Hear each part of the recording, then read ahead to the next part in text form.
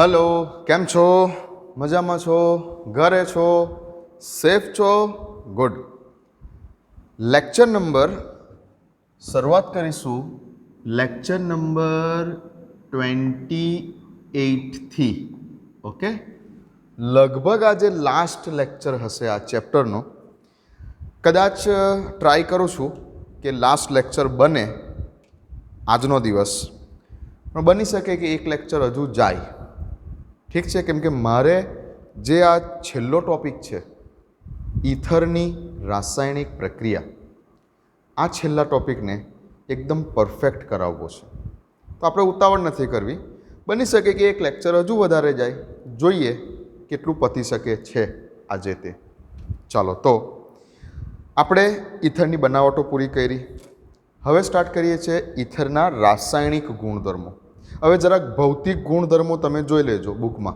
Page number 347 पर page number 347 पर ईथरना भौतिक गुणधर्मो है 2-3 पॉइंट है भौतिक गुणधर्म में जोई लेजो कि भाई ईथरना जे भौतिक गुणधर्म में जनरली बे ज वात थई हशे एक वात थई हशे उत्कलन बिंदुनी बॉइलिंग पॉइंट अने बीजी वात थई हशे द्राव्यतानी तो ईथर मॉलिक्यूल्सनी अंदर ईथर मॉलिक्यूल्स में मॉलिक्यूल्स वच्चे आंतराण्वीय हाइड्रोजन बंध होतो नथी ईथर में नथी होतो हाँ आंतराण्वीय हाइड्रोजन बंध आल्कोहोल में आंतराण्वीय हाइड्रोजन बंध जोवा मळे छे फिनोल में आंतराण्वीय हाइड्रोजन बंध जोवा मळे छे बट ईथर संयोजनों में आंतराण्वीय हाइड्रोजन बंध जोवा मळतो नथी जेथी ज भौतिक गुणधर्म में एवुं कीधुं हशे कि ईथर संयोजनों जे बॉइलिंग पॉइंट है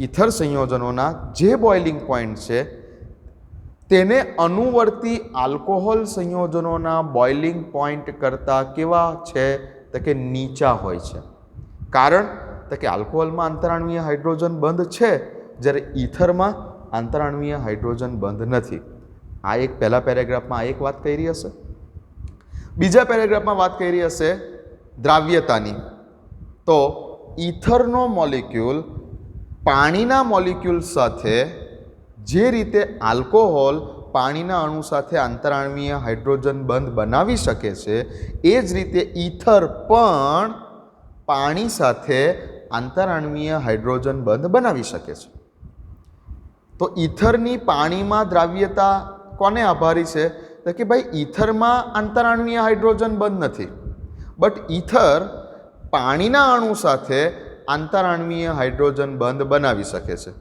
तो ईथर थोड़ो घणो जे कंई पण पाणीमां द्राव्य हशे ए कोने आभारी छे ईथर अने पाणीना अणुओ वच्चे बनता आंतराण्वीय हाइड्रोजन बंधने आभारी छे बस आटला ज बे पेरेग्राफ में बे नाना पेरेग्राफ में पेज नंबर 347 पर ईथरना भौतिक गुणधर्मों में आटली बात थयेली छे ए जराक वाँची लेजो अने अंडरलाइन करी देजो क्लियर है हूँ जाऊँ छूँ रासायणिक गुणधर्मों पर खास हूँ जाऊँ छूँ हवे रासायणिक गुणधर्मों पर तो ईथरना रासायणिक गुणधर्मों ईथरना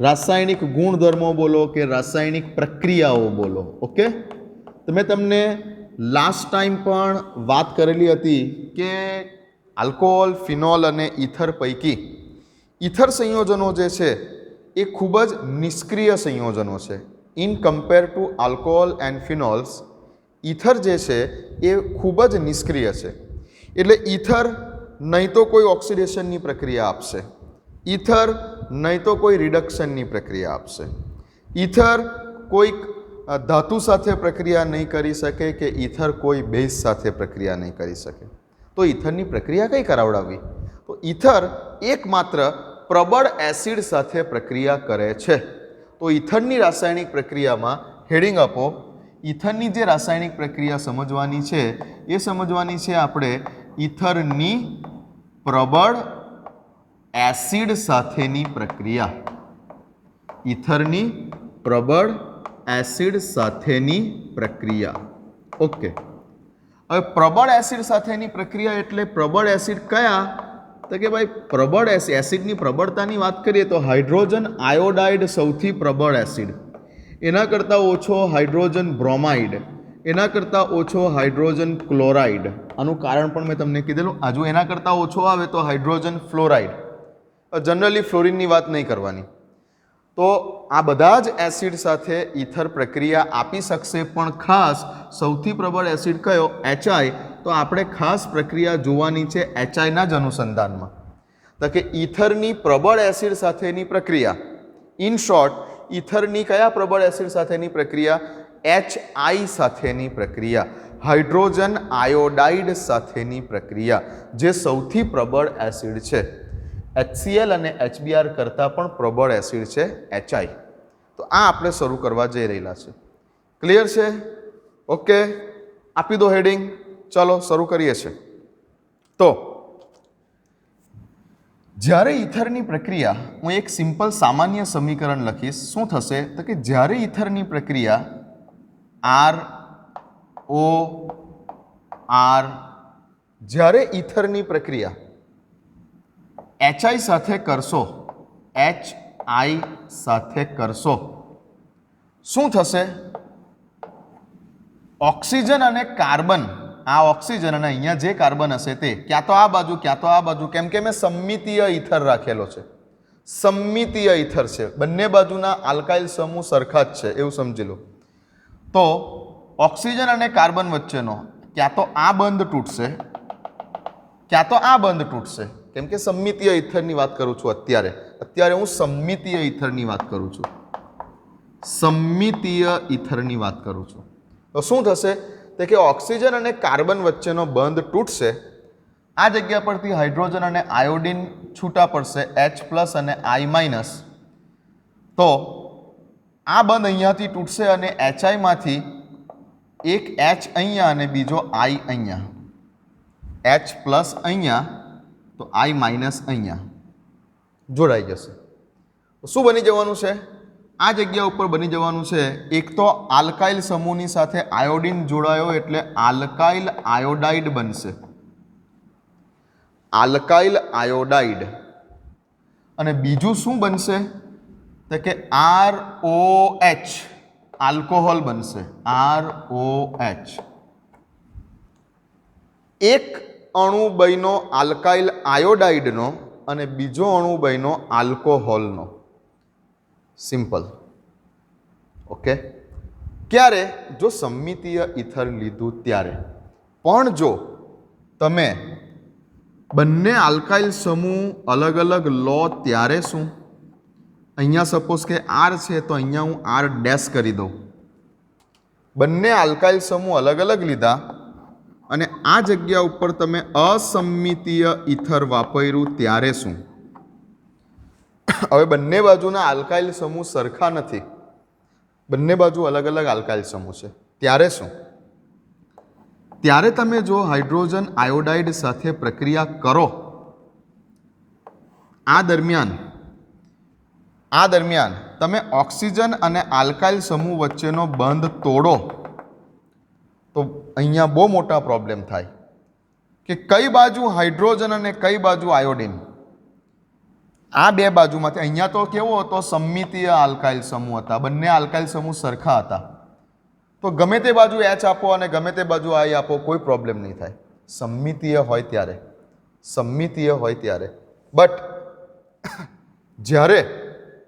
જ્યારે અસમમિતીય આલ્કાઇલ એટલે કે અસમમિતીય ઇથર છે, બંને બાજુના આલ્કાઇલ સમૂહ અલગ અલગ છે, ત્યારે કોને H આપવાનો અને કોને I આપવાનો, આ બહુ મોટા પ્રોબ્લેમ ક્રિએટ કરે. અને આ જ ખાસિયત છે આ પ્રક્રિયાની. ઓકે. તો કશું લખવાનું નથી તમારે અત્યારે. ઇથરની પ્રબળ એસિડ સાથેની પ્રક્રિયા, હેડિંગ આપ્યું. પ્રબળ એસિડમાં કોની સાથેની પ્રક્રિયા બતાવવાની છે? HI સાથેની પ્રક્રિયા. ક્લિયર છે? ઓકે. ચાલો એક કામ કરો, આ લખી દો. સમમિતીય પ્રકારનો ઇથર હોય ત્યારે આ ટાઈપે કંઈક રિએક્શન થાય. સમમિતીય પ્રકારનો ઇથર હોય ત્યારે આ ટાઈપે કઈ પ્રક્રિયા થાય. એનું એક એક્ઝામ્પલ બી આપી દો. આ કોમન ઇક્વેશન લખ્યું છે, એનું એક એક્ઝામ્પલ આપી દો. ધ્યાન આપો. CH3O CH3 સમમિતીય છે? હા. ડાઈ મિથાઇલ ઇથર ની પ્રક્રિયા HI સાથે કરું છું. ઓકે, આ બંધના ઇલેક્ટ્રોન ઓક્સિજન તરફ ખેંચાયેલા રહેશે, ઓક્સિજનની વિદ્યુત ઋણતા વધારે છે, આ બંધના ઇલેક્ટ્રોન ઓક્સિજન તરફ ખેંચાયેલા રહેશે, એટલે કે જ્યારે આ બંધ તૂટશે ત્યારે ઓક્સિજન આ બંને ઇલેક્ટ્રોનને લઈ લેશે, તો કાર્બનની ઉપર પ્લસ ચાર્જ ડેવલપ થશે, ઓક્સિજનની ઉપર માઇનસ ચાર્જ ડેવલપ થશે. ઓકે, અહીંયાથી આ તૂટશે એટલે H પ્લસ બનશે અને I માઇનસ બનશે. હવે આ H પ્લસ અહીંયા જશે અને આ I માઇનસ અહીંયા જશે. પ્લસ ચાર્જવાળા તરફ માઇનસ, માઇનસ ચાર્જવાળા તરફ પ્લસ. તો શું બની ગયું આ જગ્યા ઉપર? CH3 ની સાથે આયોડિન, CH3 ની સાથે આયોડિન. ઓકે, અને CH3O ની સાથે આ H, તો CH3OH, આયોડો મિથેન અને મિથેનોલ. આવી કંઈક નીપજ ભાઈની કોઈ બહુ મોટા પ્રોબ્લેમ નથી, કેમ કે સમમિતીય ઇથર છે. લખી લો, આ એક કોમન અને તેનું એક એક્ઝામ્પલ લખી લો. તો આટલું ચાલો, લખી લીધું, કોઈ પ્રોબ્લેમ નથી અહીંયા, કોઈ પ્રોબ્લેમ નથી. ઓકે, કોઈ પ્રોબ્લેમ નથી. બટ હવે ધ્યાન આપજો, હવે હું અસમમિતીય ઇથરનું ઉદાહરણ લેવા જઈ રહેલો છું. અસમમિતીય ઇથર તરીકે સપોઝ કે CH3O C2H5. શું લીધું મેં? એક બાજુ મિથાઇલ સમૂહ લીધો, એક બાજુ ઇથાઇલ સમૂહ લીધો. તો ઇથાઇલ મિથાઇલ ઇથર અસમમિતીય ઇથર છે. એક બાજુ મિથાઇલ છે તો એક બાજુ ઇથાઇલ છે. અસમમિતીય ઇથર લીધો અને હવે મારે અસમમિતીય ઇથરની પ્રક્રિયા મારે કરાવડાવી છે પ્રબળ એસિડ HI સાથે. તો હવે અહીંયા પ્રોબ્લેમ સ્ટાર્ટ થશે. આ જગ્યા ઉપર હું બંધ તોડીશ, આ જગ્યા ઉપર હું બંધ તોડીશ તો પાછો પ્રોબ્લેમ એ થાય કે બંધને હું અહીંયાથી તોડું કે બંધને હું અહીંયાથી તોડું. આ પ્રોબ્લેમ થઈ જાય ક્રિએટ, કે ઓક્સિજન અને કાર્બન વચ્ચેનો બંધ તોડવાનો છે, ઓક્સિજન અને કાર્બન વચ્ચેનો બંધ તોડવાનો છે. તો બંધને કઈ બાજુથી તોડું? ઓક્સિજન અને કાર્બન વચ્ચેનો બંધ અહીંયાથી તોડું કે ઓક્સિજન અને કાર્બન વચ્ચેનો બંધ અહીંયાથી તોડું? સમજ પડે છે? સમમિતીય ઇથર હતો, કોઈ પ્રોબ્લેમ નહોતો. અસમમિતીય ઇથર છે તો પ્રોબ્લેમ ક્રિએટ થાય કે ઓક્સિજન અને કાર્બન વચ્ચેના બંધને ક્યાંથી તોડવાનો? બંને બાજુ અલગ અલગ આલ્કાઇલ સમૂહ છે, બંને બાજુ અલગ અલગ આલ્કાઇલ સમૂહ છે. બની શકે કે સપોઝ કે તમે જો બંધને અહીંયાથી તોડો છો, સપોઝ કે જો તમે બંધને અહીંયાથી તોડો છો, બંધને અહીંયાથી તોડો છો એટલે શું થશે? જો તમે બંધને અહીંયાથી તોડ્યો તો આ કાર્બનની ઉપર ઓક્સિજને બંને ઇલેક્ટ્રોન લઈ લીધા, તો આ કાર્બનની ઉપર કયો ચાર્જ ડેવલપ થવાનો? અહીંયા જે કાર્બન હશે, એકચ્યુઅલી આને આખું લખું, CH3O CH2 CH3. જો તમે બંધને અહીંયાથી તૂટતો બતાવો છો તો આ ઓક્સિજનની વિદ્યુત ઋણતા વધારે હોવાને કારણે અહીંયા પ્લસ ચાર્જ ડેવલપ થશે, અને જો અહીંયા પ્લસ ચાર્જ ડેવલપ થશે તો આ આયોડિન આ પ્લસ ચાર્જ તરફ આવશે, એટલે નિપજ શું બનવાની? CH3 CH2 અને I. ઓકે, અને H કોની પાસે જશે? તો કે H અહીંયા જશે, એટલે પ્લસ CH3OH આવી નિપજ બનવાની. ક્લિયર છે? ઓકે, પણ જો બંધ અહીંયાથી નથી તોડ્યો, અને બીજી એક શક્યતા આ પણ છે કે બંધને અહીંયાથી તોડો તો, જો બંધને અહીંયાથી તોડ્યો હોતે તો આ કાર્બન ઉપર પ્લસ ચાર્જ ડેવલપ થતે. હવે જો અહીંયા પ્લસ ચાર્જ ડેવલપ થતે તો બીજી શક્યતા એક આવી પણ બનતે કે આ વખતે આયોડિનનો એટેક અહીંયા થતે અને નિપજ બનતે CH3I ની સાથે CH3 CH2O માઇનસ બનતે. હવે એટલે H પ્લસ અહીંયા આવતે, તો CH3 CH2OH. ઉપલા કેસમાં કઈ બે નિપજ છે? તો કે આયોડો ઇથેન અને મિથેનોલ. જ્યારે નીચલા કેસમાં કઈ બે નિપજ છે? તો કે આયોડો મિથેન અને ઇથેનોલ. જો આ પ્રોબ્લેમ થયો, જ્યારે અસમિતીય ઈથર આવ્યો ત્યારે આ પ્રોબ્લેમ થયો. સમજ પડે છે? સમજ પડે છે? ક્લિયર? તો આના માટે હવે તમારે ખાસ આની મિકેનિઝમ ઉપર જવું પડે. તમે મિકેનિઝમ ઉપર જાઓ તો જ તમને આઈડિયા આવે કે આ બેમાંથી શું સાચું છે. આમ પહેલી નજરે જોતા તો બંને વસ્તુ પોસિબલ લાગે છે, પણ આ બેમાંથી એક સાચું છે અને એક ખોટું છે. એ તમે મને મિકેનિઝમ હું તમને સમજાવું ને એના પછી તમે જાતે જવાબ આપજો મને કે આ બે પોસિબિલિટીમાંથી કઈ પોસિબિલિટી સાચી છે અને કઈ પોસિબિલિટી ખોટી છે. એ તમે જાતે જવાબ આપજો મને. હું મિકેનિઝમ સમજાવું પછી. સમજા આ કેસમાં? ઓકે. આ જગ્યા ઉપર મેં જે ઈથર લીધેલો તે કેવો ઈથર લીધો છે? CH3O CH2 CH3.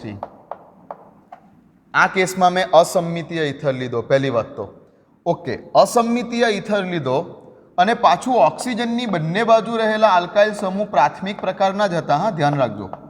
ઓક્સિજનની બંને બાજુ રહેલા આલ્કાઇલ સમૂહ પ્રાથમિક પ્રકારના જ હતા. તો આ બે પોસિબિલિટી બની કે હવે તમે બંધને અહીંયાથી તૂટતો બતાવો છો, અહીંયાથી તૂટતો બતાવો છો, તો આ પોસિબિલિટી છે. જો તમે ઓક્સિજન અને કાર્બન વચ્ચેના બંધને અહીંયાથી તૂટતો બતાવો છો તો આ પોસિબિલિટી છે. ઓકે. બની શકે કે હજુ બંને બાજુ પ્રાથમિક પ્રકારના આલ્કાઇલ સમૂહ ન હોય અને કોઈ એક બાજુ તૃતીયક પ્રકારનો આલ્કાઇલ સમૂહ હોય. આ તૃતીયક પ્રકારનો આલ્કાઇલ સમૂહ લીધો, તેની સાથે ઓક્સિજન અને તેની સાથે CH3. આવો ઈથર છે. આ પણ અસમિતીય ઈથર છે. આના કેસમાં આ બાજુનો આલ્કાઇલ સમૂહ કેવો છે? તૃતીયક પ્રકારનો છે. અને આ બાજુનો આલ્કાઇલ સમૂહ કેવો છે? પ્રાથમિક પ્રકારનો છે. ઓક્સિજનની બંને બાજુ રહેલા આલ્કાઇલ સમૂહ પૈકી એક બાજુનો આલ્કાઇલ સમૂહ તૃતીયક પ્રકારનો છે, જ્યારે એક બાજુનો આલ્કાઇલ સમૂહ પ્રાથમિક પ્રકારનો છે. તો આ કેસમાં જ્યારે તમે આની પ્રક્રિયા HI સાથે કરવા માંગો છો તો આ કેસમાં પણ બે પોસિબિલિટી છે નિપજ બનવા માટેની. આ કેસમાં પણ બે પોસિબિલિટી છે. ક્યાં તો બંધને અહીંયાથી તૂટશે, ક્યાં તો બંધ અહીંયાથી તૂટશે. ઓક્સિજન અને કાર્બન વચ્ચેનો બંધ ક્યાં તો અહીંયાથી તૂટશે, ક્યાં તો અહીંયાથી તૂટશે. જો ઓક્સિજન અને કાર્બન વચ્ચેનો બંધ અહીંયાથી તૂટ્યો હશે, આ જગ્યા પરથી તૂટ્યો હશે, ઓકે, આને કહું નંબર 1 બ્રેકિંગ, આને કહું નંબર 2 બ્રેકિંગ. નંબર 1 થી બ્રેક થયું તો શું? નંબર 2 થી બ્રેક થયું તો શું? તો જો આ જગ્યા ઉપરથી બ્રેક થયો હશે તો નિપજ કઈ બનશે? તો નિપજ બનશે CH3I પ્લસ, અહીંયાથી બ્રેક થશે એટલે પ્લસ ચાર્જ અહીંયા આવશે, પ્લસ ચાર્જ અહીંયા આવશે એટલે I માઇનસનો એટેક અહીંયા થશે એટલે CH3I. તો બાકી શું રહ્યું બીજી નિપજ? તો બીજી નિપજ તરીકે બાકી રહેશે CH3. ઓક્સિજનની ઉપર માઇનસ ચાર્જ આવી ગયેલો તો H પ્લસે અહીંયા એટેક કર્યો એટલે આવી રીતે બન્યું કંઈક. અને જો નંબર 2 બ્રેકિંગ અહીંયાથી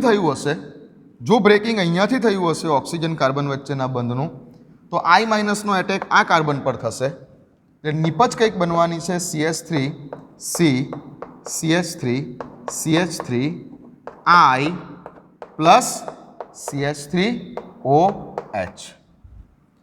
હવે આ બંને પોસિબિલિટીમાં એક સાચું છે અને એક ખોટું છે. તો આના માટે તમારે કમ્પ્લીટલી હવે મિકેનિઝમ સમજવી પડે. ઓકે, ક્લિયર છે?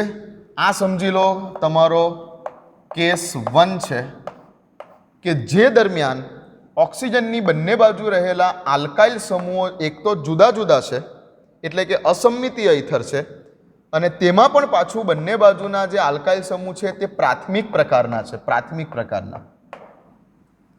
આ કેસમાં ઓક્સિજનની બંને બાજુ રહેલા આલ્કાઇલ સમૂહો જુદા જુદા તો છે જ, બટ એક બાજુ પ્રાથમિક છે તો બીજી બાજુ તૃતીયક છે. ઓળખતા આવડે ને? ઓક્સિજન જે કાર્બન સાથે જોડાયેલો છે તેની સાથે બીજા 3 કાર્બન જોડાયેલા છે તો તૃતીયક. ઓક્સિજન જે કાર્બન સાથે જોડાયેલો છે તે એક જ કાર્બન છે, પ્રાથમિક, અથવા એની સાથે બીજો એક કાર્બન જોડાયેલો હશે તો પણ પ્રાથમિક. આ કાર્બન સાથે બીજા 2 કાર્બન જોડાયેલા હોતે તો દ્વિતીયક. ઓકે, તો એક બાજુ પ્રાથમિક છે અને એક બાજુ તૃતીયક છે. તો પણ બે પોસિબિલિટી છે. બંને બાજુ પ્રાથમિક પ્રકારના આલ્કાઇલ સમૂહ છે તો પણ બે પોસિબિલિટી છે. હવે આ બેમાંથી સાચું શું અને ખોટું શું આ સમજવા માટે તમારે કમ્પ્લીટ મિકેનિઝમ સમજવી પડે. લખી લો તો પહેલાં આ કેસ 1 કે જ્યારે બંને પ્રકારના આલ્કાઇલ સમૂહ પ્રાથમિક હતા. આ તમારો કેસ 2 કે જ્યારે એક બાજુનો આલ્કાઇલ સમૂહ પ્રાથમિક છે અને બીજી બાજુનો આલ્કાઇલ સમૂહ તૃતીયક છે. તો શું કઈ બે પોસિબિલિટી લખી લો.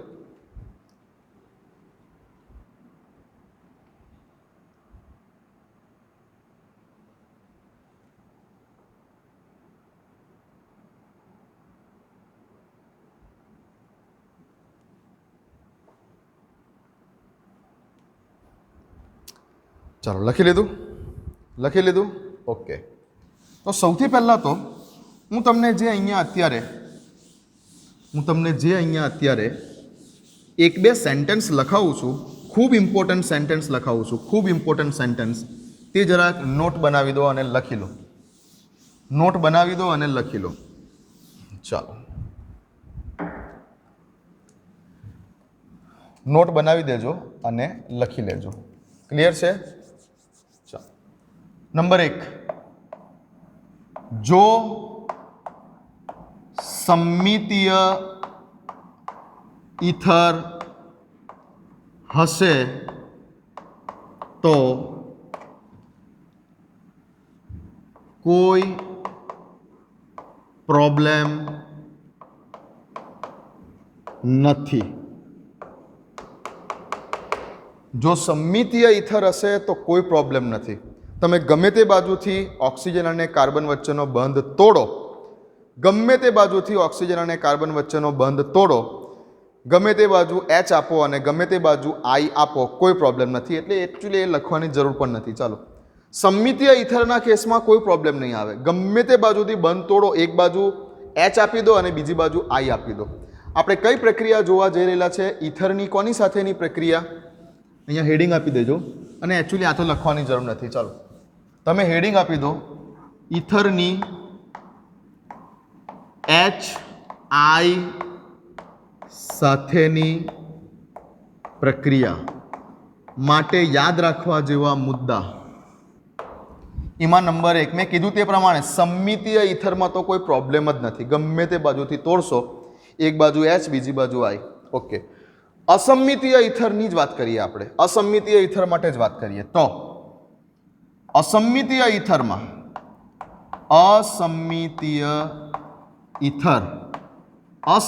ઈથરના કેસમાં જો બંને બાજુ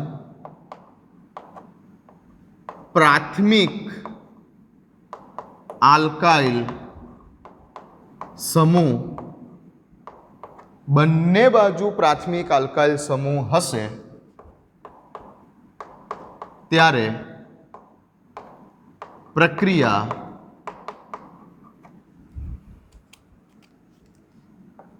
SN2 મુજબ થશે. અસમમિતીય ઈથરના કેસમાં જો ઓક્સિજનની બંને બાજુએ રહેલા આલ્કાઇલ સમૂહ પ્રાથમિક પ્રકારના હશે તો પ્રક્રિયા SN2 ક્રિયાવિધિ મુજબ થશે. એટલે કે જે બાજુ ભીડ ઓછી છે ત્યાં I- એટેક કરશે અથવા I- જોડાશે. ઓકે, એવું લખે ને, જોડાશે. That's it. આખી ક્રિયાવિધિનો સાર અહીંયા લખી આપ્યો. આની જે ક્રિયાવિધિ છે સમજીશું પાછળથી ક્રિયાવિધિ. એની ક્રિયાવિધિનો સાર અહીંયા લખી આપેલો છે. લખી લો. આ બીજું,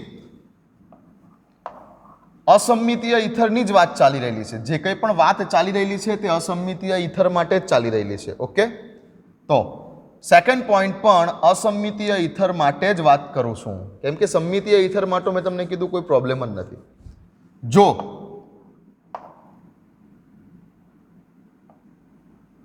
બેમાંથી કોઈ એક ઓક્સિજનની આજુબાજુમાં જોડાયેલા બે આલ્કાઇલ સમૂહ પૈકી જો બેમાંથી કોઈ એક આલ્કાઇલ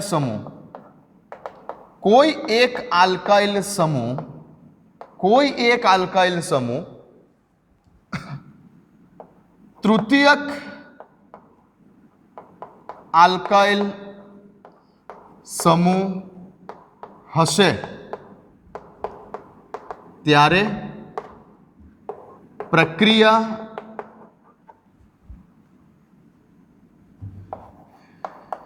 SN1 મુજબ થશે.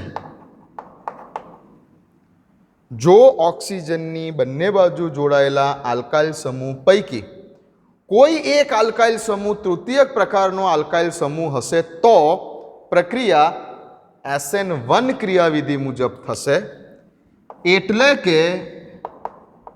કે જ્યાં ભીડ વધારે છે ત્યાં I- જોડાશે. ઇન શોર્ટ SN1 મુજબ થશે એટલે અહીંયા તમે બોલી શકો છો કે કાર્બોકેટાયનની સ્ટેબિલિટી પર જશે, તૃતીયક, દ્વિતીયક ઓર પ્રાઇમરી. ઓબ્વિયસલી તૃતીયક કાર્બોકેટાયન પર જોડાય એટલે ત્યાં ભીડ વધારે હોય. ઓકે. જો બેમાંથી કોઈ એક આલ્કાઇલ સમૂહ તૃતીયક આલ્કાઇલ સમૂહ હશે અથવા દેખાય છે ને બોર્ડ પર, કટ નથી થતું ને, બેન્ઝાઇલ પ્રકારનો હશે. આ બેન્ઝાઇલ પ્રકારનો હશે ત્યારે પણ જો બેમાંથી કોઈ એક આલ્કાઇલ સમૂહ તૃતીયક આલ્કાઇલ સમૂહ હશે અથવા બેન્ઝાઇલ પ્રકારનો આલ્કાઇલ સમૂહ હશે, બેન્ઝાઇલ પ્રકારનો હશે તો પ્રક્રિયા SN1 મુજબ થશે. એટલે કે જ્યાં ભીડ વધારે છે ત્યાં I- નો એટેક થશે. એટલે અહીંયા બોલી શકો છો કે તૃતીયક, દ્વિતીયક, પ્રાથમિક. Okay, clear? ચાલો હજુ એક ત્રીજી પોસિબિલિટી કહું છું. યાદ રાખજો, આ બધા ક્રિયાવિધિ ના યાદ રહે ને તો કોઈ પ્રોબ્લેમ નથી. હું તમને ક્રિયાવિધિનો સાર અહીંયા કહી દઉં છું. હવે ધ્યાન આપજો. ત્રીજો મુદ્દો, જો કયા બેમાંથી ઓક્સિજનની બંને બાજુ જોડાયેલા આલ્કાઇલ સમૂહો પૈકી બે આલ્કાઇલ સમૂહો જોડાયા હશે, આલ્કાઇલ કે એરાઇલ કે જે જોડાયું હશે એ બેમાંથી જો બેમાંથી કોઈ એક આલ્કાઇલ સમૂહ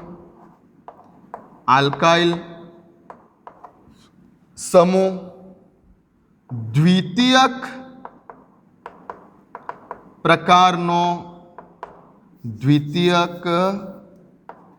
આલ્કાઇલ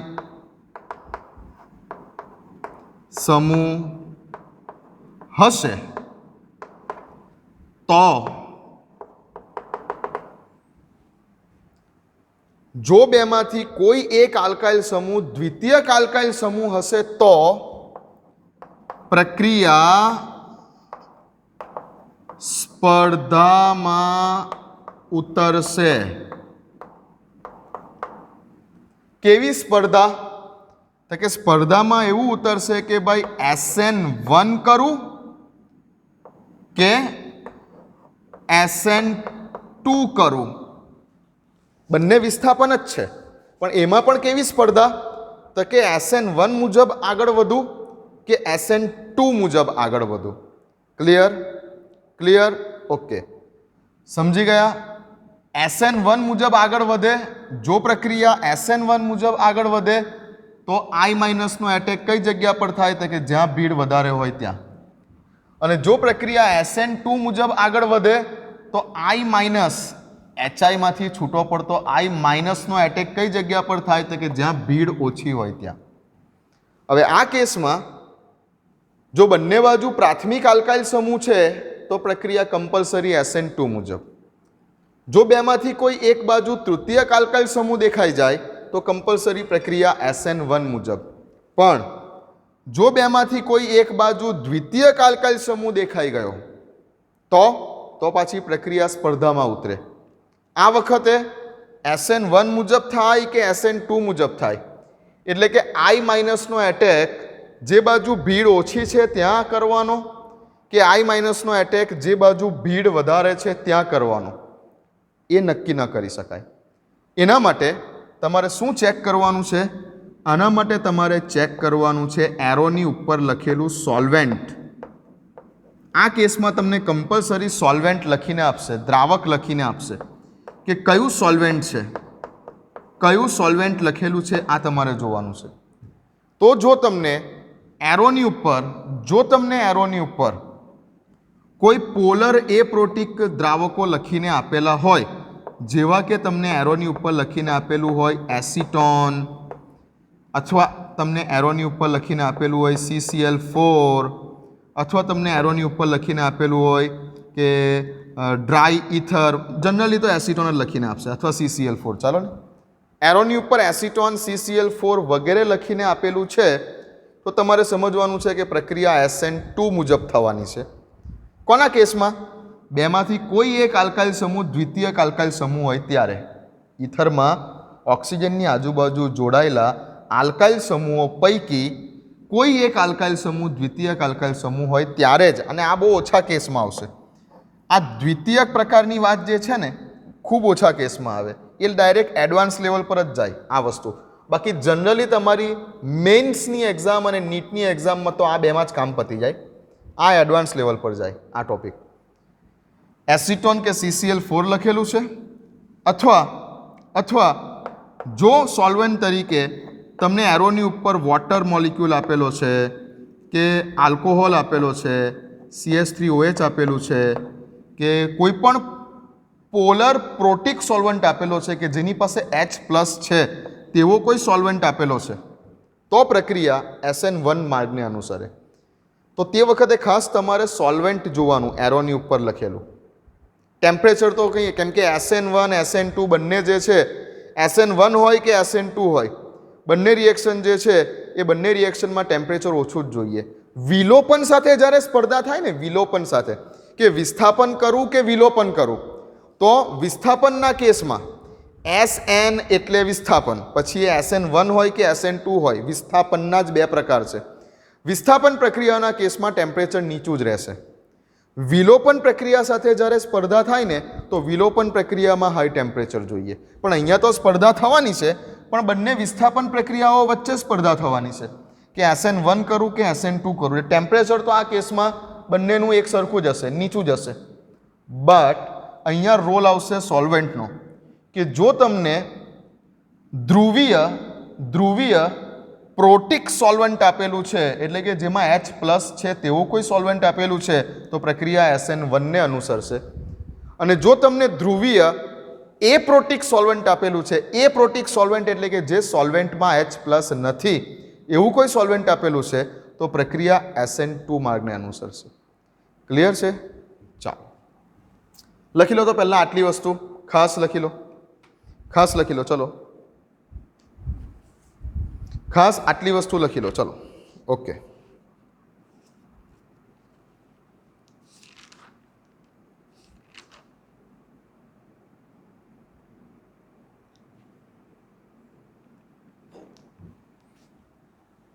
લખી લીધું? કમ્પ્લીટ છે? બોર્ડ પર બરાબર દેખાય છે? જોઈ લો એકવાર.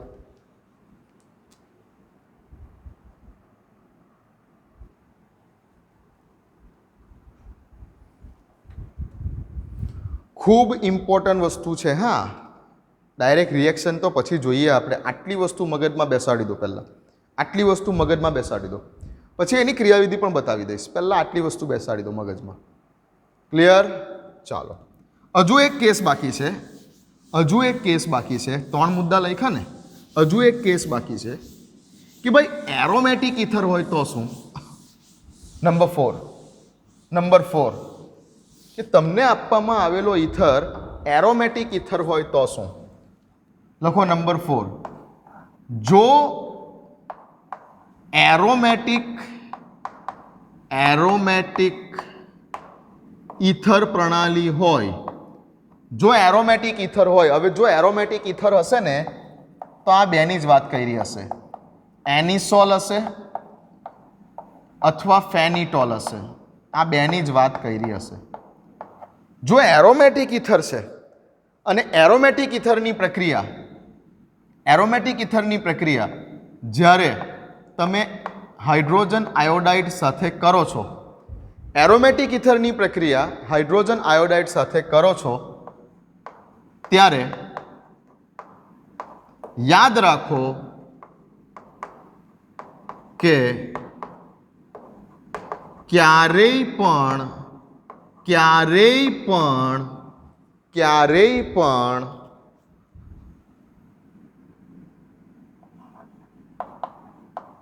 બેન્ઝીન સાથે જોડાયેલ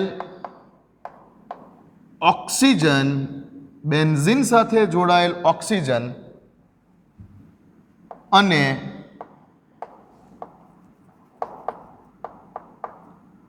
બેન્ઝીન વચ્ચે,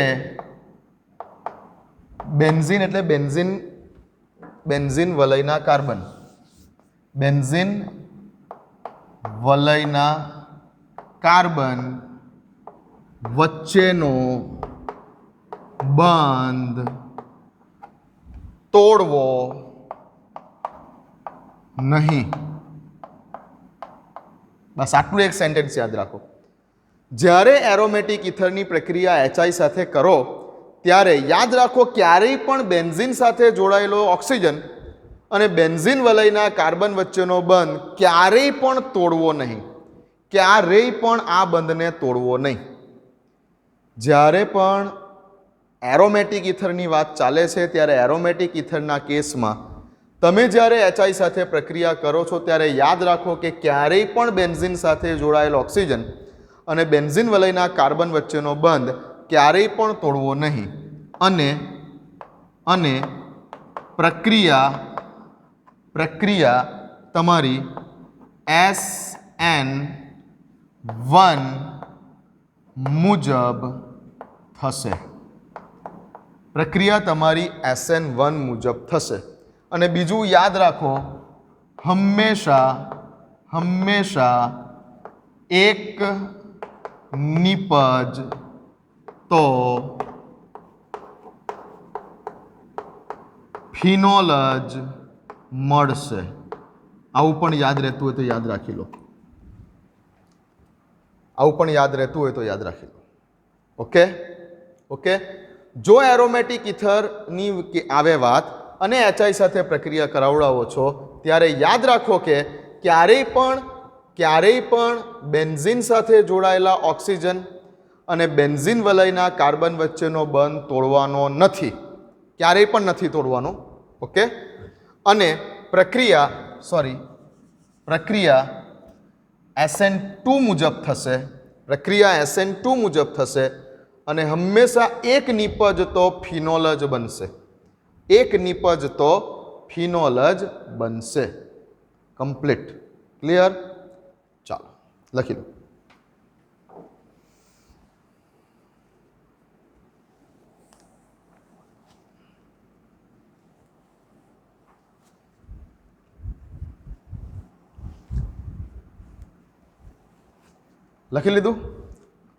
લખી લીધું?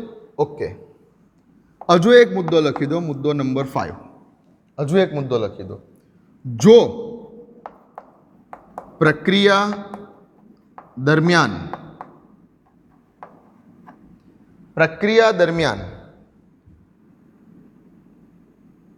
વધુ પ્રમાણમાં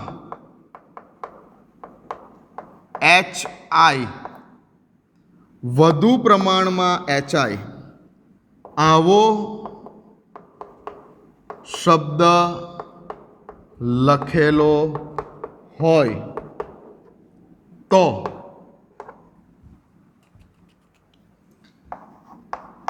કંઈ પણ વિચાર કર્યા વિના મુદ્દા નંબર 1, 2, 3 જો પ્રક્રિયા દરમિયાન તમને સમીકરણમાં વધુ પ્રમાણમાં HI આવો શબ્દ લખેલો વંચાય તો કંઈ પણ વિચાર કર્યા વિના, શેનો કંઈ પણ વિચાર કર્યા વિના, તો કે મુદ્દા નંબર 1માં શું લખ્યું આપણે, મુદ્દા નંબર 2માં શું લખ્યું આપણે અને મુદ્દા નંબર 3માં શું લખ્યું, આની આગળ જે 3 મુદ્દાઓ લખ્યા એ 3 મુદ્દાઓમાં શું લખ્યું એ બધું ભૂલી જાઓ, એ બધું જ ભૂલી જાઓ.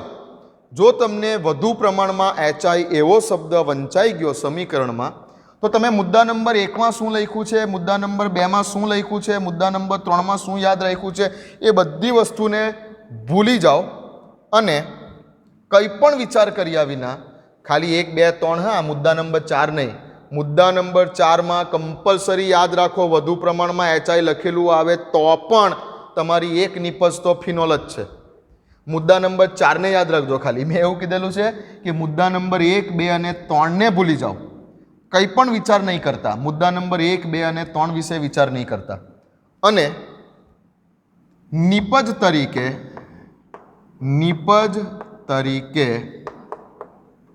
બંને આલ્કાઇલ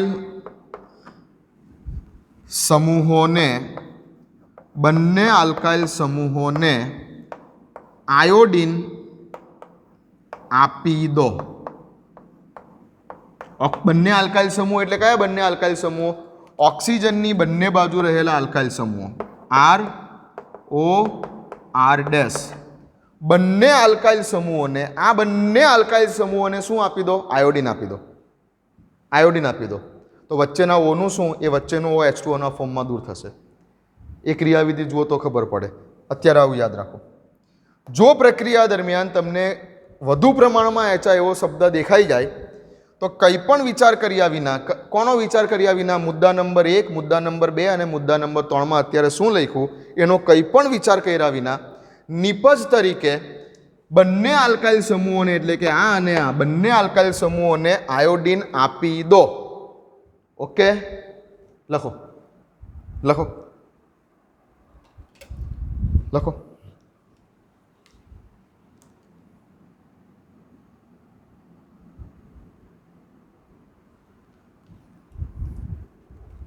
ચાલો લખ્યું.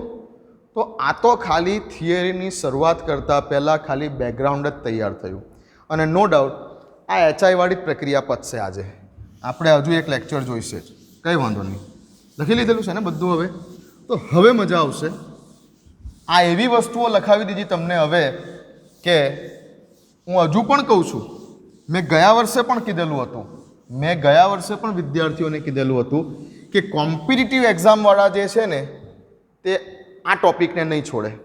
એ HI વાળા ટોપિકમાંથી ક્વેશ્ચન કાઢે જ. ઓકે, ચાલો.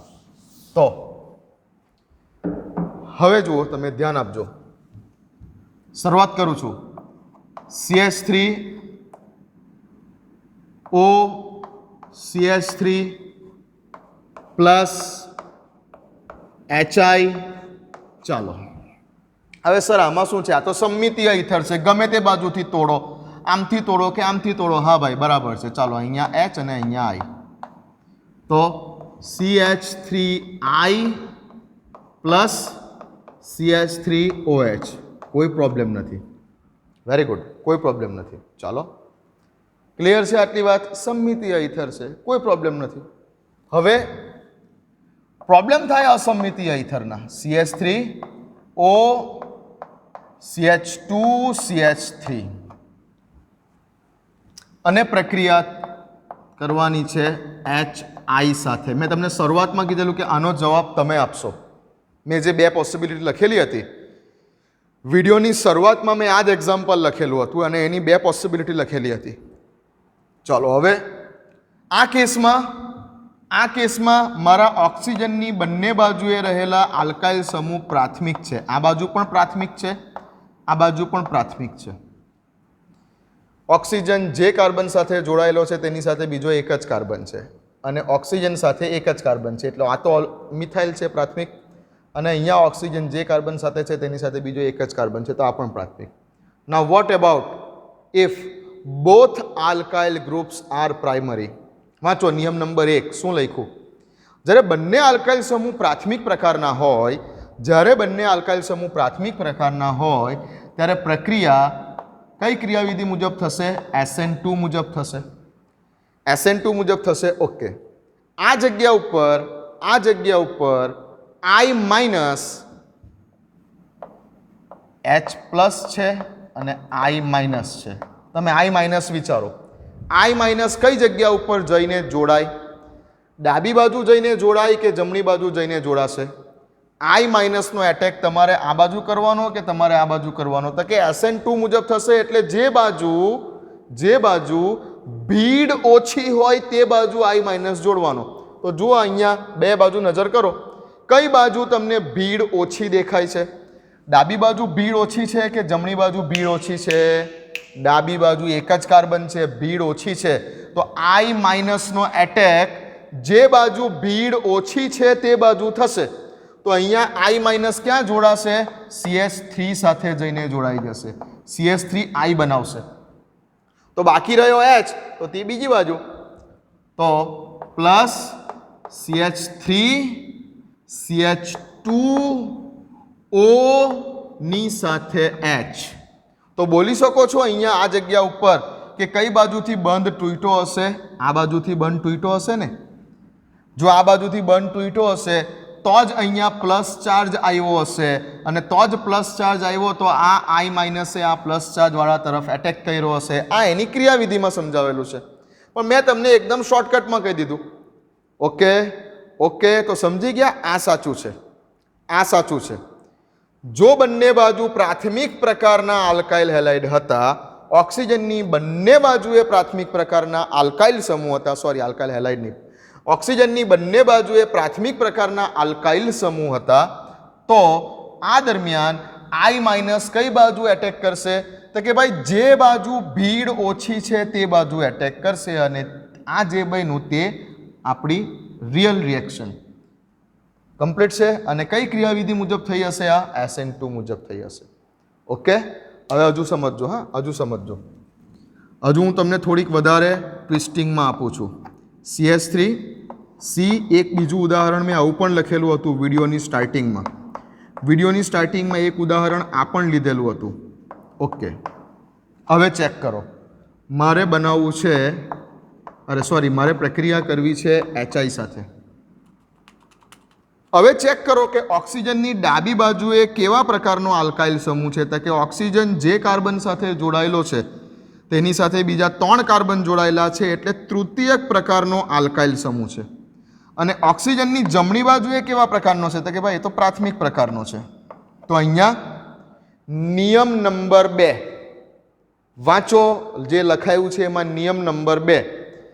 તો જો ગમે તે બેમાંથી કોઈ પણ એક આલ્કાઇલ સમૂહ તૃતીયક પ્રકારનો આલ્કાઇલ સમૂહ હોય ત્યારે, તો જો તૃતીયક પ્રકારનો આલ્કાઇલ સમૂહ હોય તો પ્રક્રિયા SN1 માર્ગને અપનાવે છે. SN1 માર્ગને અપનાવે છે એટલે આ જગ્યા ઉપર તે કાર્બોકેટાયનની સ્ટેબિલિટી ઉપર જશે. એની વાત તો જવા જ દો મિકેનિઝમની. હું તો તમને કહું છું કે બોલો, સીધી વાત બોલો, SN1 મુજબ થવાની છે. ઓક્સિજનની બંને બાજુ રહેલા આલ્કાઇલ સમૂહ પૈકી કોઈ એક આલ્કાઇલ સમૂહ તૃતીયક પ્રકારનો છે ત્યારે પ્રક્રિયા SN1 મુજબ થવાની છે. એટલે કે I માઇનસનો એટેક કઈ બાજુ થશે? જે બાજુ ભીડ વધારે છે તે બાજુ થશે. હવે I માઇનસનો એટેક કઈ બાજુ થશે? જે બાજુ ભીડ વધારે દેખાઈ રહેલી છે તે બાજુ થશે. તો તમને જમણી બાજુ કેટલી ભીડ દેખાય છે? એક જ કાર્બન છે. ડાબી બાજુ કેટલી ભીડ દેખાય છે? 1 2 3 4 કાર્બન છે. હવે જે બાજુ ભીડ વધારે છે તે બાજુ I માઇનસ એટેક કરશે. તો આયોડિન અહીંયા આવીને જોડાશે. તો આ કન્ડિશનમાં બંધ અહીંયાથી તૂટ્યો હશે, આ જગ્યા પરથી તૂટ્યો હશે, અને આયોડિન અહીંયા આવીને જોડાશે. કેમ કે ઓબ્વિયસલી જો બંધ અહીંયાથી તૂટે તો જ અહીંયા તૃતીયક કાર્બોકેટાયન બને, અને તો જ એ વધારે સ્ટેબલ કાર્બોકેટાયન બને SN1 ક્રિયાવિધિ મુજબ. પણ એ પણ જવા દો, ખાલી એટલું જ યાદ રાખો કે જો તમને બંને બાજુ ઓક્સિજનની બંને બાજુ જોડાયેલા આલ્કાઇલ સમૂહ પૈકી કોઈ એક આલ્કાઇલ સમૂહ તૃતીયક પ્રકારનો દેખાઈ ગયો, આ દરમિયાન તમારે આયોડિન કોને આપી દેવાનો છે? તમારે આયોડિન કોને આપી દેવાનો છે? તો કે જે બાજુ ભીડ વધારે છે તે બાજુ આપી દેવાનો છે. તો આઈ અહીંયા જોડાશે અને એચ અહીંયા જોડાશે. ઓકે, તો શું લખીશું? CH3 C CH3 CH3 અને આ બાજુ ભીડ વધારે છે તે બાજુ તમારે આયોડિન આપી દેવાનો છે. અને બીજી બાજુ H એટલે શું છે? આ CH3OH. હવે જો આ ના ખબર હોય, આ વસ્તુ ના ખબર હોય તો તમે શું કરો? CH3 ની સાથે I આપી દો અને આ બાજુ તમે H જોડી દો તો નિપજ કંઈક બદલાઈ જાય. આ પણ વિડીયોની સ્ટાર્ટિંગમાં તમને 2 પોસિબિલિટી બતાવેલી હતી, જે પૈકી આ સાચું છે. હવે ક્લિયર? લખી લો. તો આ સમમિતીય ઈથરમાં કોઈ પ્રોબ્લેમ નથી. પ્રોબ્લેમ ક્યારે સ્ટાર્ટ થાય? તો કે અસમમિતીય ઈથર આવે ત્યારે. લખો, લખી લો. લખી લીધું? આ બધાના નામ લખતા જજો ભાઈ. Iodo, methane, ethanol, methanol, 2 methyl, 2 iodo, propane. નામ લખતા જજો. ચલો, લખી લીધું? ઓકે.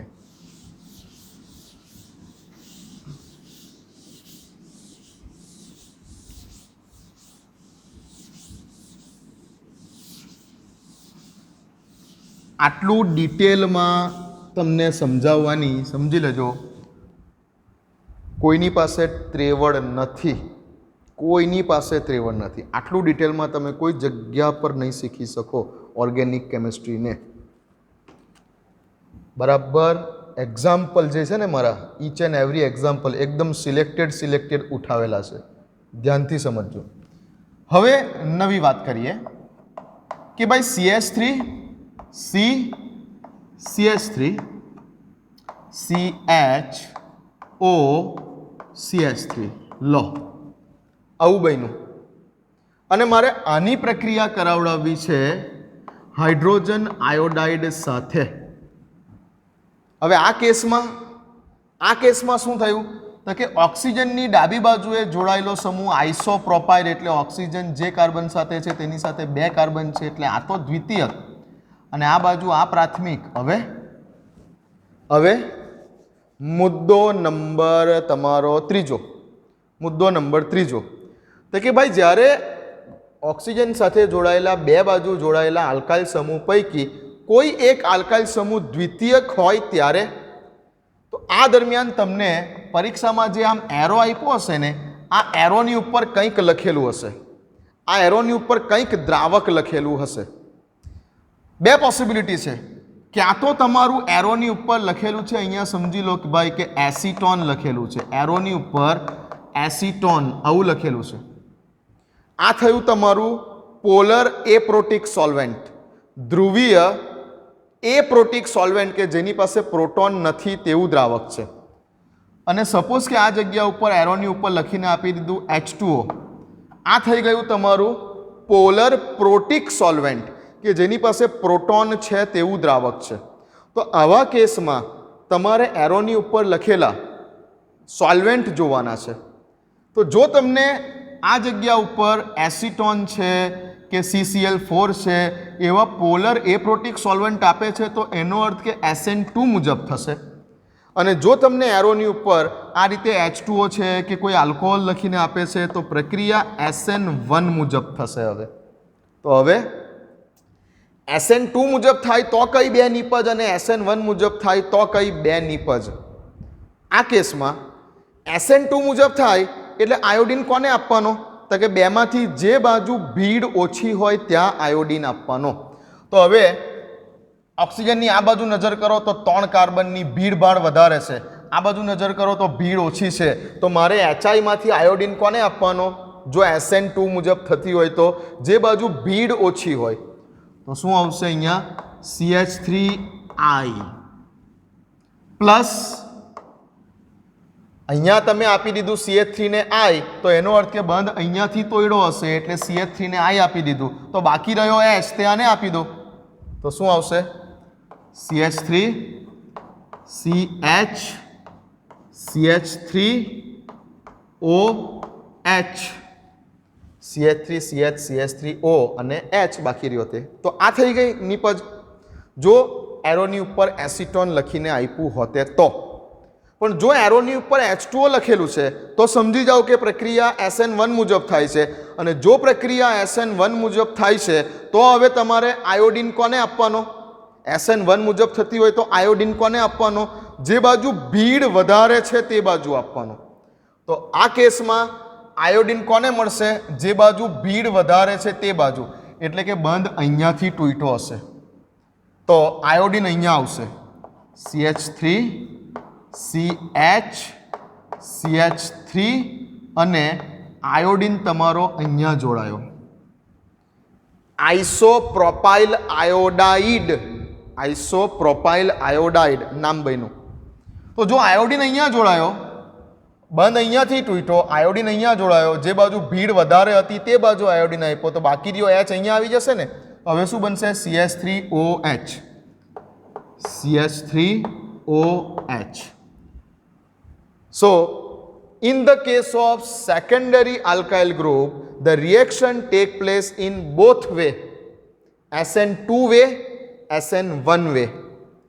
બંને પ્રકારે પ્રક્રિયા કરવા માટે સક્ષમ છે જો તમારો બેમાંથી કોઈ એક બાજુ જોડાયેલો આલ્કાઇલ સમૂહ દ્વિતીયક પ્રકારનો હશે ત્યારે. આ કન્ડિશનમાં પ્રક્રિયા કયો માર્ગ અપનાવશે, SN2 વાળો કે SN1 વાળો, તેનો ડિપેન્ડ કરે છે તમે કયું સોલ્વેન્ટ લીધેલું છે, તમે દ્રાવક કયું પસંદ કરેલું છે, અથવા તમને એરોની ઉપર કયું દ્રાવક લખીને આપેલું છે. Clear? Most important example, advance level પર આ ટાઈપના ક્વેશ્ચન આવે. લખી લો, લખી લો, લખી લો. તો ચાલો, દેખાય છે બોર્ડ પર બરાબર? ઓકે, બરાબર છે. હવે એક એરોમેટિક ઇથરનું ઉદાહરણ લઉં. ચાલો, એરોમેટિક ઇથરનું ઉદાહરણ OCH3. શું છે આ? એનિસોલ. માર્ચ 13મી સપ્ટેમ્બર 2020ના રોજ જે નીટની એક્ઝામ લેવાય છે, આ નીટની એક્ઝામમાં આ ક્વેશ્ચન પૂછાયેલો છે હમણાં 2 દિવસ પહેલાં. ની પ્રક્રિયા HI સાથે કરવામાં આવે છે ત્યારે મળતી નિપજ જણાવો. આ ક્વેશ્ચન હતો, નીચે 4 ઓપ્શન આપેલા હતા. તો એરોમેટિક ઇથર છે. હા, મુદ્દો નંબર 4. મુદ્દો નંબર 4, એરોમેટિક ઇથર, ખાસ કરીને એનિસોલ અને ફેનિટોલના કેસમાં, એરોમેટિક ઇથરના કેસમાં જ્યારે તમે HI સાથે પ્રક્રિયા કરો છો આ દરમિયાન ક્યારેય પણ બેન્ઝીન રિંગ સાથે જોડાયેલો ઓક્સિજન, મુદ્દો નંબર 4 વાંચો, બેન્ઝીન રિંગ સાથે જોડાયેલો ઓક્સિજન, બેન્ઝીન રિંગ સાથે જોડાયેલો ઓક્સિજન અને એ બેન્ઝીન વલયનો અહીંયા જે કાર્બન હશે તે, આ બંધને ક્યારેય તોડવાનો નથી. આ બંધને ક્યારેય તોડવાનો જ નથી. આ બંધને તોડવાનો છે નથી તમારે. ખાસ મુદ્દા નંબર 4માં ક્યારેય પણ તમારે આ બંધને તોડવાનો નથી. જો આ બંધ, અહીંયા તમારી પાસે 2 પોસિબિલિટી છે ભાઈ. તમે ઓક્સિજન અને કાર્બન વચ્ચેનો બંધ ક્યાં અહીંયાથી તોડી શકો છો, ક્યાં તમે ઓક્સિજન અને કાર્બન વચ્ચેનો બંધ અહીંયાથી તોડી શકો છો. ક્લિયર છે ને? ક્લિયર છે ને? ચલો, આને બીજી રીતે લખો, વધારે આઈડિયા. આને આડું કરીને લખું, આડું કરીને, આને આડું કરીને લખું. ચાલો, અહીંયા જે છે આ બેન્ઝીન, આ ઓક્સિજન અને આ CH3. અહીંયા પણ તો કાર્બન છે ને, અહીંયા પણ તો કાર્બન છે ને. હા, ની પ્રક્રિયા જ્યારે HI સાથે કરો છો ત્યારે ખાસ યાદ રાખો કે તમારે બેન્ઝીન વલય સાથે જોડાયેલો ઓક્સિજન અને બેન્ઝીન વલય સાથેનો કાર્બન, આ બંધને ક્યારેય તોડવાનો નથી. જો આ બંધને નથી તોડવાનો તો ઓબ્વિયસલી તમારે આ બંધ તોડવાનો છે. જો આ બંધને ના પાડી તોડવાની તો આ જ બંધ બાકી રહ્યો ને તોડવા માટે. તમારી પાસે 2 પોસિબિલિટી હતી, અહીંયાથી તોડો કે અહીંયાથી તોડો. આને તો ચોક્કસ જ ના પાડી દીધી કે આ બંધને નહીં જ તોડવાનો, કેમ કે આ કાર્બન અને ઓક્સિજન વચ્ચે દ્વિબંધની કંઈક લાક્ષણિકતા છે સંસ્પંદનને કારણે. હવે એ બધું ડિટેલમાં નથી કહેતો. ચાલો, અહીંયા કંઈક આ બંધની લાક્ષણિકતા દ્વિબંધની છે એટલે એમ પણ આ બંધ નહીં તૂટે, એટલે ઓબ્વિયસલી આ બાજુનો જ બંધ તોડવાનો, આ બંધને અડકવાનો જ નહીં. ઓકે, હવે આ બાજુનો બંધ તોડ્યો, આ બાજુનો બંધ તોડ્યો CH3, આ બાજુનો બંધ તમે તોડ્યો. આ બાજુ તો ના જ પાડી દીધી કે પ્રોહિબિટેડ એરિયા છે, અહીંયા તો જોવાનું જ નહીં ભાઈ, તમારે તોડવો હોય તો આ તોડો. હવે આને તોડ્યો તો આ બંધના ઇલેક્ટ્રોન કોણ લઈ લીધા? ઓક્સિજન એ વિદ્યુત ઋણતા વધારે છે એટલે. તો આ કાર્બન પર કયો ચાર્જ આવ્યો? પ્લસ. જો આ કાર્બન પર પ્લસ ચાર્જ આવ્યો તો ઓબ્વિયસલી આયોડિન કોને મળે? I માઇનસ કઈ બાજુ જાય? I માઇનસ કઈ બાજુ જાય? જે બાજુ પ્લસ ચાર્જ હોય ત્યાં. ઓકે, તો નિપજ શું આવી? CH3I. ઓકે, એન્ડ પ્લસ બીજી નિપજ શું આવી? તો કે ઓક્સિજને બંને ઇલેક્ટ્રોન ખેંચી લીધા તો ઓક્સિજન પર કયો ચાર્જ આવ્યો? માઇનસ.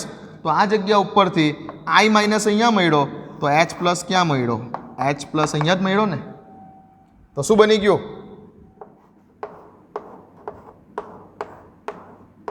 Phenol OH.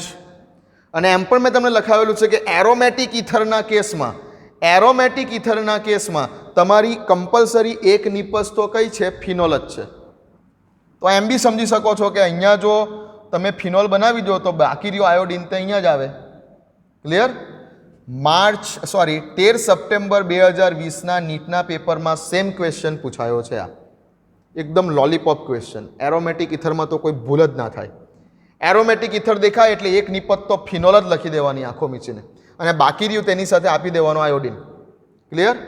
તો આને બીજી રીતે હવે વ્યવસ્થિત લખું છું. જુઓ અહીંયા બે કેસ બતાવું છું. એક વખત લઉં છું OCH3, આનું નામ છે એનિસોલ. ની પ્રક્રિયા જ્યારે HI સાથે થાય છે, આ દરમિયાન કમ્પલસરી તમારે આ જ બંધ તોડવાનો છે, આ જ બંધ તોડવાનો છે. આ બંધ તો તૂટશે જ નહીં. અને કમ્પલસરી ઓક્સિજનને આપી દેવાનો H અને બાજુમાં જે દેખાય તેને આપી દેવાનું I. Bus, that's it. તો શું બની ગયું? નિપજ તરીકે એક નિપજ તો બની તમારી ફિનોલ અને બીજી નિપજ બની ગઈ તમારી CH3I. આ ક્વેશ્ચન પૂછાયો છે 4 માર્ક્સમાં. લખી લો.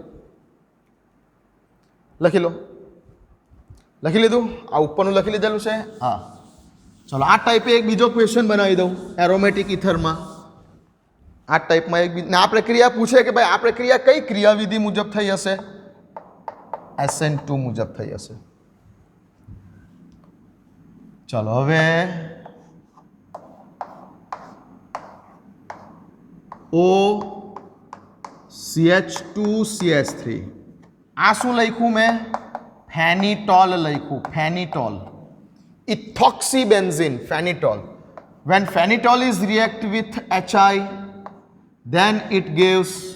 આપો જવાબ, આપો ઝડપથી જવાબ આપો. ઓકે, ક્યારેય પણ તમારે બેન્ઝીન રિંગવાળા કાર્બન અને ઓક્સિજન વચ્ચેનો આ બંધ તોડવાનો નથી. તો હંમેશા તમે આ જ બંધ તોડશો. આ બંધ તોડશો એટલે ઓક્સિજનની ઉપર માઇનસ ચાર્જ. ઓક્સિજનની ઉપર માઇનસ ચાર્જ એટલે H પ્લસ અહીંયા આવશે. H પ્લસ અહીંયા આવશે તો I માઇનસ ઓબ્વિયસલી અહીંયા જ આવશે. તો એક નિપજ તો ફિક્સ જ છે. કઈ? ફિનોલ. એક નિપજ તો યાદ જ રાખો કે ફિનોલ. એન્ડ પ્લસ બીજી નિપજ CH3CH2I. CH3CH2I. આયોડો ઇથેન, અહીંયા આયોડો મિથેન. ઓકે, લખો.